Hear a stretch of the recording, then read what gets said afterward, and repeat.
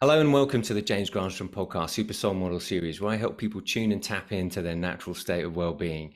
In this episode, I'm super excited because I have a wonderful guest. My guest is the original male supermodel from the 90s. He's a husband, he's a father, and he's not only a model, he's also the co-creator of Mr. Feelgood, which is a life and lifestyle magazine. This week's guest is John Pearson. Welcome to the show, John. Hey, James, thank you. Thank you for having me. It's nice to see you. Absolute joy. I mean, you've been modeling for a while. I've been modeling for over 23 years. Well, I started in the year 2000. I'm happy that our paths have crossed along the way. And I just wanted to say, you know, what a joy it is to connect with you, because what you're doing is not only modeling, you're starting to tap into this role model where there's this healthy sense of masculinity, which is really what I want to talk about in this episode today. For the purpose of the audience, I want them to understand who you are, what shaped you, which we'll just ask in a split second. But, you know, I'm just intrigued in your journey of how you've managed to be in the modeling industry and in the game and doing all these wonderful shoots and campaigns for so long, and yet still remained a very grounded, beautiful human being. So I'm a Yorkshireman. But I just wanted to say, game over. That's it. So how did you get into modeling in the first place? I was working in the market from the age of 12 at a fruit market in Yorkshire. I always worked for my money. Didn't have a lot of money. Then went into running a store selling sort of jeans, which was great. I was a great salesman. I loved doing it. You know, it was a great time. It was a great time. A gentleman came in and said, "Hey, you're good looking. You know, I'm a photographer. Can I take some pictures of you?"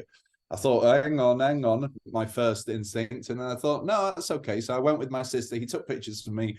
I felt very comfortable in front of the camera. You know, it's just the three of us. I really just naturally felt very comfortable in front of the camera, and I enjoyed it. And I was young, and I was really into sort of Brando and James Dean and Montgomery Clift and all that sort of crew and the Rat Pack. And so I liked the way it looked. You know, it was something different.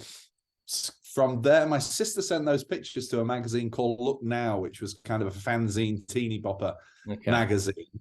And the editor wrote me an actual letter and said, you know, we love the way you look. Do you want to come to London? So that gave me my first trip to London, which was amazing. My first trip. If they've written you a letter back, I mean, that's impressive. Yeah, no, exactly.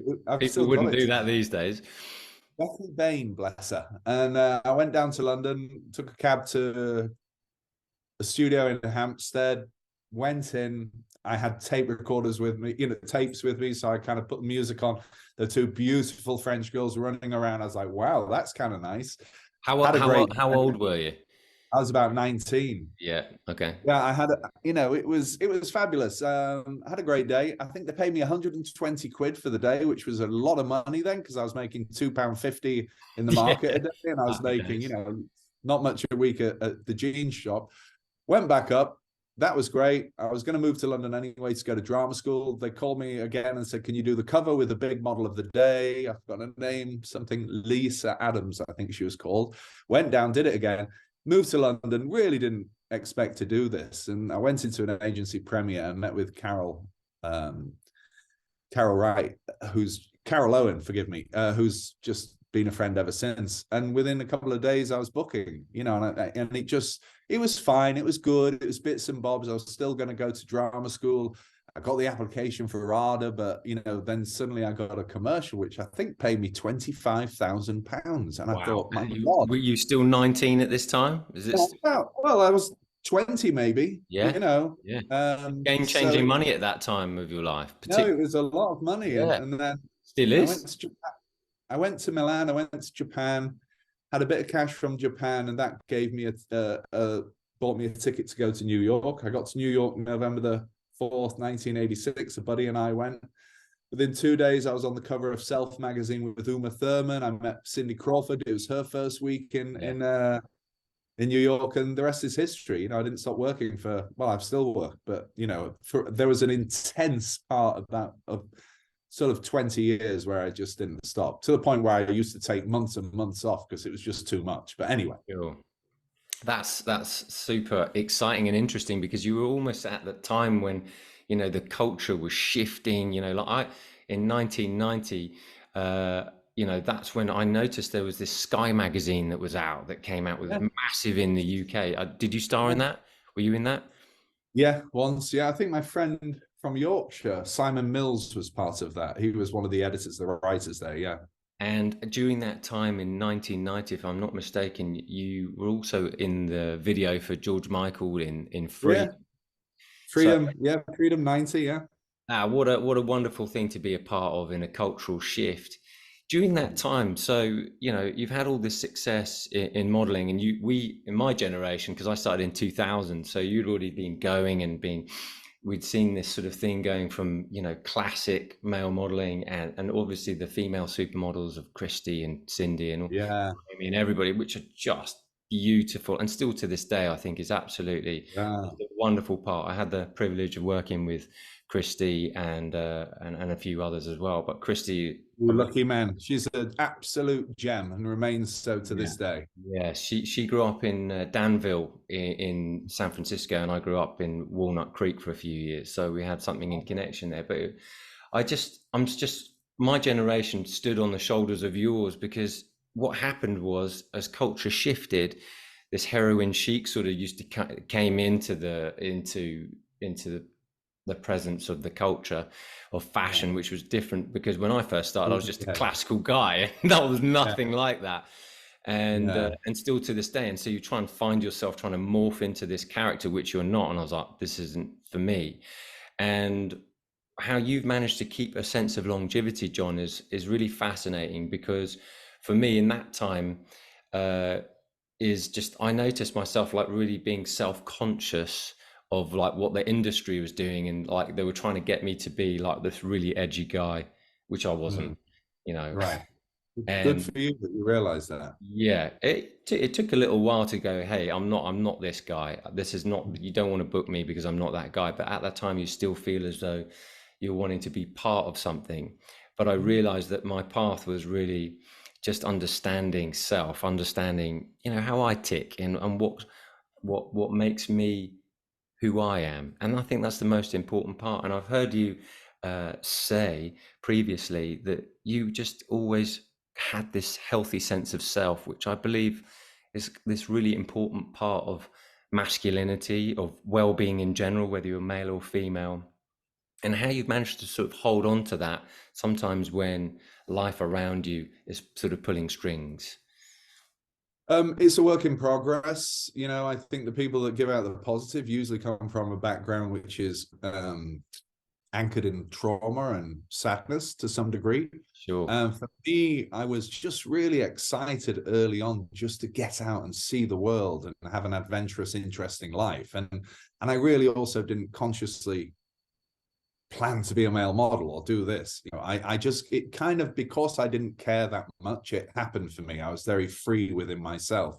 And I've had this extraordinary career. With regards to your reference to the sort of Korean daytime era and that sort of moment, I think I was just old enough to miss that. I'd been the heartthrobby kind of young gun in the late 80s and the 90s, and when the 20s came, I was a father, you know, and I was the 2000s, I was a father, and there was still a commercial market for, you know, regular straighty looking, you know, guys. So I was good there. But as far as the wellness thing, I mean, it's been, you know, I've always been very interested in psychology and theology and all the way the brain works, the mind works. It's, you know, I read the Bible when I was 12, the Gideon Bible, every night for a year because I was fascinated by it. So I've always been a bit of a seeker.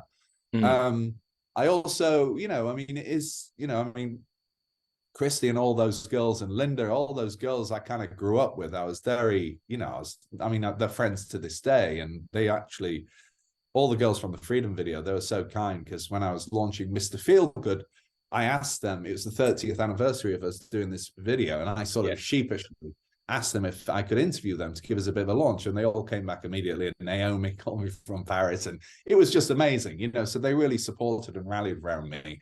I think I just, we all have good days, we all have bad days, we all sometimes feel lost. I think if you've got a healthy community around you, if you've got people that you trust, if you've got people that you can rely on, if if you've got people that you can sit with when you're sad and they don't, push you to talk, they just hold a space for you, I think you're really, really blessed. And for me, I always, it's another day of your life, and I try and feel the good in it, whatever happens. And it's really testing at times. Of But, course it is. I mean, that's what life's all about. It's not meant to be yeah, easy breezy all the time. How would you know how strong you are unless you experience adversity? And trauma is just part of the human experience, and we all get it in some different package. Sometimes it's death, sometimes it's health, sometimes it's a financial challenge, or it might be a blend of all of that. But either way, the trauma is there to help heal you. I always call it a setup in disguise, although it doesn't feel like it when you're going through it, because it's there to draw something out of your human spirit, something out of your heart that you haven't yet sort of awakened. So it's challenging, but each day can be a challenge. But with it, there's always something beautiful if you can focus that way. But that takes skill. And constant work in progress, as you said. I think it does. I think meditation, I got into TM early on. Well, not early on, maybe 2009. And I practiced for a couple of years, and that really helped. And it was beautiful because we've got 3 children, 2 boys and a daughter who's the youngest. And my boys just naturally, and they were young then, they kind of started doing it with me, even though they hadn't been instructed officially. But we'd sit there, we'd meditate twice a day for 20 minutes, and it was just really glorious. It's just beautiful to have that kind of circle of men or young boys and me, my boys, me, practice that. I think nature's really important and a great grounder. So I'm a Yorkshireman, so, and we live in a beautiful area in the hills outside of Los Angeles. So we walk every day. For me, the last 8 years, I don't know if you saw the article I wrote, have been hot yoga. So I've been doing Bikram yoga for 8 years now. And I'm and it was only until sort of my 100 and something class that I actually had a breakthrough. And I'm by no means a yogi or elegance or, but it was interesting how I was drawn back to it, even though I wasn't very good at it. Something kept me going back. And I think we all need to have some kind of practice that just gives us a little bit of time every day to be with ourselves and to sit with ourselves and to, I did something yesterday and it was just off the cuff. After I came out of a yoga class, I did a little Instagram post and it's just about compassion, and kindness. For me, it is anyway. Compassion, kindness, self-love, which, for a Yorkshireman to admit to that is a bit airy-fairy. But I think all of us need that. All of us need that time. And then we're better of better service to our community and to our families. So it's really, mental health is massively important. Yeah, I mean, it's a lot easier. I've noticed, and I love your insight there. I've noticed it's easier to be kinder than it is to be an asshole. Yeah, it's easier to be nice than it is to be horrible. It's just a lot easier. And, we all find ourselves, dancing between what I call being on and being off. And it's like, if you're having an off day, you've got to find a way to get back to your center again. And, whether it's in your case doing Bikram yoga, and that anchoring of that habit is just so empowering. I remember doing my first Bikram class back in 2004 going, what is this? And just realizing I felt. Where did you do it? Did you do it in America? No, I did it. They came one in Parsons Green in London. Oh yeah, and it was just behind. It was in the photo studio just round the back. Oh, I know that. Yeah. I forget what the name is. Yeah. They've got a good restaurant too, but I've got so many memories of that studio. Yeah. So it was just in there, literally just round the corner from that, and I was like, wow, this is very useful because I come here. So I saw it when I came out of a shoot that I'd been in there. And I was like, right, I'm going to go and tap that up because I'd just been in Tokyo before and a friend from New York had said, hey, Bikram has just started up here. You want to have a look at this?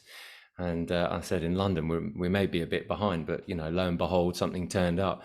And I remember at the end of my first Bikram or hot yoga session, I felt like I'd run a marathon because I'd already Yeah. just like my whole insides were just imploding. But there was a Yeah. release of like this pure, like I felt like there was a freedom and there was this new sort of a valve opener going on inside of my body. So yeah, that anchoring experience that you've been talking about is quite I powerful. wonder how hot it was though, because I did a couple when I was in London a few years ago, and it was like a walking. I'm not, walking about our studio. It's like 114, Yeah, 120 degrees, 40% humidity. I mean, it is hot. It's hot. that is. Um, it's hot, and but the thing is, you know, I'll take a glass of water just to cool myself thinking about it.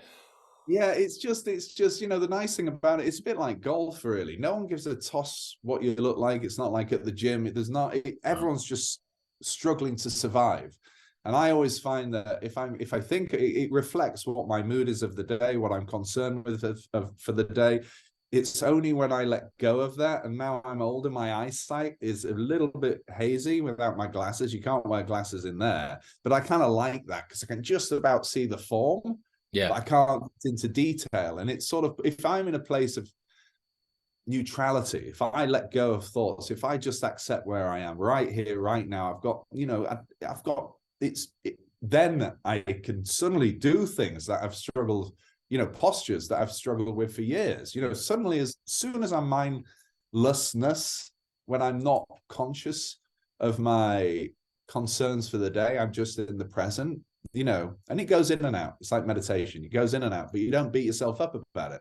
As soon as you just let go of that, things happen. If you allow it, if you allow that space, things happen. And I'm learning more and more about that as I get older, and really, accepting and allowing myself to go with that without overthinking. I think I spent some time in Japan and I got led up a mountain one weekend and I met this Shinto Buddhist monk who gave me this beautiful plaque and he said, "This is especially for you." I was like, "I don't know this guy." My Japanese mate didn't know this guy. We just spent an hour surfing beforehand, Beautiful. and this guy goes, "This is a gift for you, and you know exactly what it means." Oh, And my friend just he translated it for me because it was like the three kanji symbols, mm. and it said empty vessel, no mind. And he goes, "You understand what this means?" And I really did understand what that means, which is get out of your head. Yeah. Essentially be an empty vessel, allow yourself to have a freedom in and space inside of your mind, whatever it takes, whether that's being present in golf or being present in a sport or being present in hot yoga or Bikram yoga or running, whatever Yeah. it takes for you, or Yeah. meditation, whatever it takes for Yeah. you to get into this space where your mind is clear, even if it's Mm-hmm. just for a short spell, is Mm-hmm. is amazing for your health, your wellness, and your essentially your well-roundedness as a human being, because you then start to do what I call is beyond. You get to see more green lights in life. Yeah. Yeah. Yeah. Because Yeah. I think otherwise you're just running around on a program, you it's the know, same old you're fine. story. Yeah. It's the same old narrative. I think, yeah, you've just got to, it's my friend Rich Roll was talking about this yesterday. It also, I get my most creative ideas after I've been in that space. Yeah. And I have to keep going because I'm writing all the time every week now, and so, and it's sometimes there's deadlines, etc., and it's a lot of work, a lot of work. Sure. So yes, I love that happened. I love that happened for you, that guy picked you out. And I think Rich also said to me, he said, it's the prophets that walk amongst us.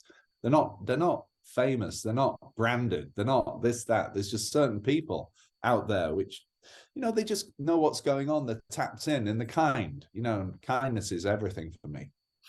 Absolutely, mate. And I think that is also another part of masculinity that I just wanted to sort of touch on here with you, like, because Sure. you know, as a male, you want to provide, you want to be powerful, you want to stand in your power. But part of being powerful is being kind, Yeah.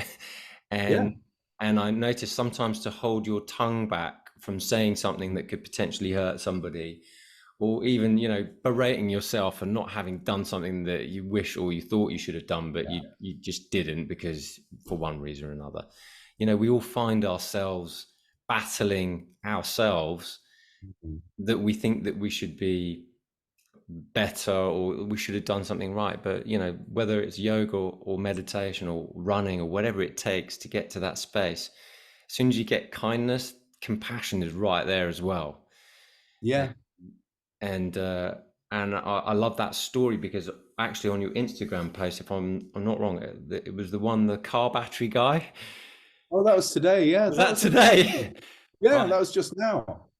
That was just now. That was So, amazing. so just I mean, tell briefly what yeah, no, happened. 2 days ago I had a meeting in Hollywood. It's, you know, it was important. And, you know, I don't really, I mean, I was in fashion, or I am in fashion for all these years, but I don't really give a toss about clothes. I've just never been a thing for me. You know, I just get up, I want function, and, you know, you want to look clean, but I'm not a fashionista at all. Anyway, I'd been in New York last week for something, and they'd given me some white jeans, and I thought, oh, I'll wear these today. You know, this is a bit not me, but I'm going to try it. And I was kind of having a bit of a giggle with it. My wife gave me the nod, said, oh yeah, you look good. I was on my way to this meeting, and it was rush hour, and I was driving down a big busy road here, and I noticed this guy who stood by his car in the middle lane of 6 lanes, right, on his phone. And everyone's going by him, and I'm slowly going by him. I'm looking at my jeans. I'm thinking, oh, should I? And I go by him, and I just thought, no, I've got to help him. You know, it's, you know, if it was my daughter, my son, my friend, you know, it's. So I pulled around, I parked in the 7-Eleven, and I walked out, and I said, can I give you a shove? You know, can I give you a push? And his face like looked at me like I was an alien. And he said, he didn't say that's kind. He said, thank you so much. You're the first person, the only person who's stopped, but I'm talking to my friend. He'll be here in 5 minutes. I said, okay, perfect. I left, I got in my car. I was like, well, that was good. You know, I haven't got oil all over me. And I went to about my business. And then yesterday... Can I just stop you there? You were willing Sure. to do it regardless of the white jeans. You know, you were willing to put yourself through that. That's beautiful, mate. Although, you know, challenging, it was the thought that counts, wasn't it? I actually had slides on as well, so my grip on the road would have been really dodgy. I would have probably taken them off and gone barefoot, because it would have been too awkward. But anyway, well, you know, anyway, so I get back in my car. Yesterday, I'm in a car park doing a couple of business calls, and I've got an old car, which I love, an old Lexus, and the windows are down, the roof's open, my keys are out of the ignition, and I go to start the car up, and it won't start. The battery's dead. I'm like, oh no. So I think, shall I call AAA, which could be about an hour and a half, couple of hours, because it's rush hour again, or shall I wait for a kindly stranger and ask them if they could give me a jump? And I'm sort of just sat there thinking about it, and I'm okay with it. You know, I'm okay with it. I'm just like, I'm not going to rush this. Let's see what happens. And I'm a bit curious. This guy pulls in next to me, and my hood's up, and then he pulls out again. He goes to another parking space, and I think, oh, he knows he doesn't want to have this conversation with me. You know, does he want to help me or not? Anyway, he walks over. I'm talking to my son, and he says, are you okay? Can I help you? And I said, of course, that'd be lovely. I've got a dead battery. So he says, oh, I'll give you a jump. So he walks back to his car, and I think, is he going to move his car back so we can have, you know, we'll be close for a jump? He comes back with this little sort of portable charger, which I'd never seen before. We start talking. He charges my car for a couple of minutes. I start it. It starts up. I'm really grateful to him. And then he takes the clamps off, and my car dies again. I'm like, oh, okay. And I figure, you know, it's a hybrid car engine, so it needs more battery power. The guy just looks at me and said, you know what? I need to get a new one. And he gives me this portable battery charger, which is quite fancy. They are fancy, and they're quite pricey as well. And I was just so, you know, grateful. And it was one of those human moments which we can have every day, I believe, if we're, you know, in the right place, or even if we're not in the right place, but we're just aware of what's going on. If you open a door for somebody at Starbucks or whatever, if you say good morning, it's little things. Yeah. Because I think at the moment our world is in such a high, volatile, tight place in so many areas. And I think it's just really vital that we kind of show a little kindness and compassion to strangers and to people. So that was just a really funny boomerang story and I had no, you know, when I stopped to help this guy, it was not because I wanted to be a good person. It's because he was in distress, and I didn't expect something to come back. But literally within 24 hours, I'd been shown this kindness, which I thought was lovely. And then, and then I go home and I can tell my kids, and it's a perpetual playing it forward without being too earnest and evangelical. It's just about being a decent human being. That paying it forward, it really works. And in a world where, as you were mentioning, that it's highly volatile, and everybody feels that to a certain extent, and there's a lot of redlining going on with how people feel emotionally. And I think kindness and just slows all that intensity down, and trying to be a bit compassionate and look out for other people other than just yourself slows that down just a little bit, like the resistance, what I mean by redlining. And I've noticed that in my own life. It's sometimes difficult, but if you do it, it's very liberating, and you feel free again. And that's when you tune back into what I call life's magic again. You start to see these green lights, and you just have that, beautiful boomerang story which you can share. And these stories are the fabrics of what helps create more mental well-being, more personal well-being, even more family well-being. Because, when you witness a kind act, or someone is the recipient, even a witness will get to feel the same chemicals in their body as the recipient. That's powerful. No, I was just going to say, but we also always remember kindnesses that people have shown us, strangers or friends or family, in our history. They're the things that, they're the things I remember, when someone was nice, when someone understood, or someone was just empathetic. They're the things that are they really are. It's incredibly valuable to you as a human being as you grow older. I can see 1,000 of them right now, just little moments where someone was just connected to you and they cared about you in that moment. And you carry that, and that influences the way you are as a human being with your community and with your family. And, they're the standards to kind of aim for. So yeah, there's a lot to be said for it. And I think I think human beings ultimately are community based. And I think also, with Mr. Feelgood, it's the whole thing. It's all about drawing people in, especially predominantly men, but having these conversations. I don't care what your socioeconomic background is, your education, who you choose to love, the color of your skin. I see as sort of all like being in the desert, in the Mojave Desert, under a beautiful night sky around a fire, and we talk to each other, and we share, and we laugh, and we giggle, and it's just a beautiful thing to feel connected to another soul. So tell us a little bit more what you're doing with Mr. Feelgood. Mr. Feelgood sounds like a really beautiful extension of maybe some of the values that you hold. And I know you co-created that with your partner, Pete Sampson. Yeah. How was it born? What was the genesis of it all? Yeah, www.mrfeelgood.com. Please subscribe. Please come and have a look. I'd known Pete through his wife for 10 years as an acquaintance. Pete is 20 years in the game as a bona fide Fleet Street journalist. Right. And I was working on this art show that I'd written, which I was about to pitch when we went into lockdown. And he called me up and said, "Can I take you for lunch?" I said, "Sure." So I met him for lunch. And we'd had dinner with each other, with our families, etc. But, I'd bump into him in the airports, and in the bar, we'd be boozing, and it'd be cigarettes, and he'd be like, "Oh," and we'd be talking about football. It was that kind of relationship. And I sat opposite him, and he'd come to a place in his life where he wanted to stop all this sort of stuff. He was a new father of young kids, twins, and he wanted to, he brought up the idea of this thing called Mr. Feelgood. And it really was because I was sat opposite him, and it was his honesty and his vulnerability and his courage that connected me to him in that moment. And I thought, I want to develop this with him and take this out there. This could be really useful. And then we went into COVID. And so Mr. Feelgood was born out of this need to I mean, I know a lot of people around the world at every level, every background, and I never ever felt like it was a network thing. All these relationships for me are authentic and they're real, and I really care about these people. In the 90s, when we were here, Alison and I, everyone talked about networking. It kind of churned my stomach because I felt it wasn't real. But now with Mr. Feelgood, I reached out to my community and I wanted to celebrate the positive. I wanted to learn off someone older, someone younger. I wanted to have my mind expanded.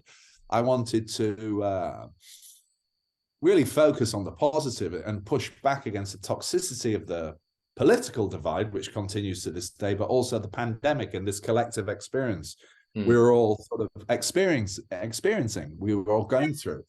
So it really is a sort of wellness magazine, predominantly for men, but that women are welcome, and 55% of our readers are women. And we cover the full gamut of subjects from, you know, I like to say it's like outer style, but also inner style. So we're looking at all the different modalities. It's not woo-woo. It's not like woo. It's designed for blokes who've maybe read a couple of self-help books, but they know exactly what, you know, they don't finish it. Because they know what the message is, but it's practical as well. Practical information that might help you deal with certain aspects of your life, you know, that you're struggling with. So it's just a really good conversation.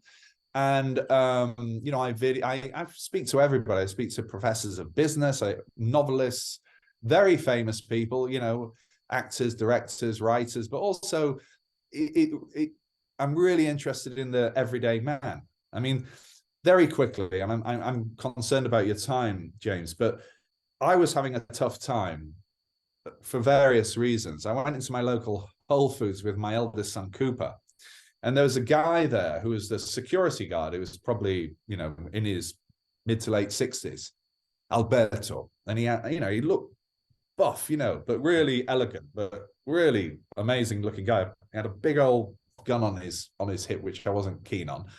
But I remember walking in this one time. I'd seen him a couple of times. I hadn't spoken to him before, and I was having a bit of a tough time. And he came over to me. He must have sensed it, and he said, "How are you?" And he was Argentinian. Right. And I said, "Oh, no, I'm having a bit of a tough time." And he grabbed my hand and he shook my hand, and he had one of those handshakes that would crush you, but it wasn't to intimidate you. It was just the way he was. He's from a different era. And he said to me, I said, my son went to the other side of the Whole Foods. He's like, "Oh no, my dad's going to start talking to strangers," because I do that quite often. And he's very different from me. He's very stoic and reserved and shy, bless him.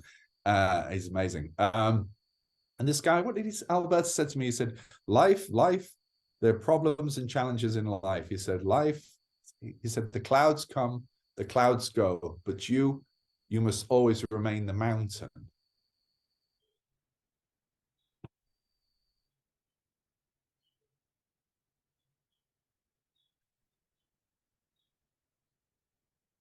And it was his generosity to a stranger that inspired me. And I went home and I wrote everything down, you know, as this is what happened. I just wanted to preserve this moment.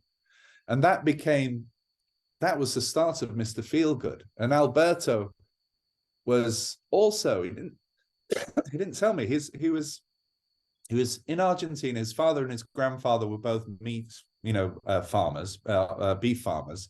They both died early, I think, because they ate so much beef. He'd come to the States from Argentina in the 60s and had been a vegan since the 60s. And he's built like this. He was the #1 record holder of barefoot marathon.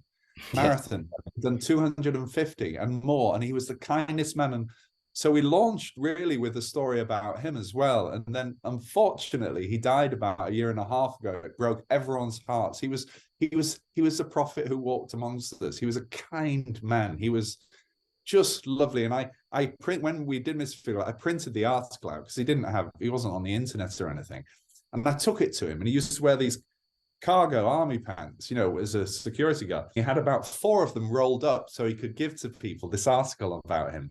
So, you know, what I'm trying to say is that I meet everybody. I've met a lot of people that we all know, but it's really important for me to celebrate those prophets that walk amongst us, those normal people. Now, Alberto has left a an energetic footprint on you, Absolutely. and that is sort of imbued and hopefully painted within the stories and pages and inspirational people that you come across in Mr. Feelgood.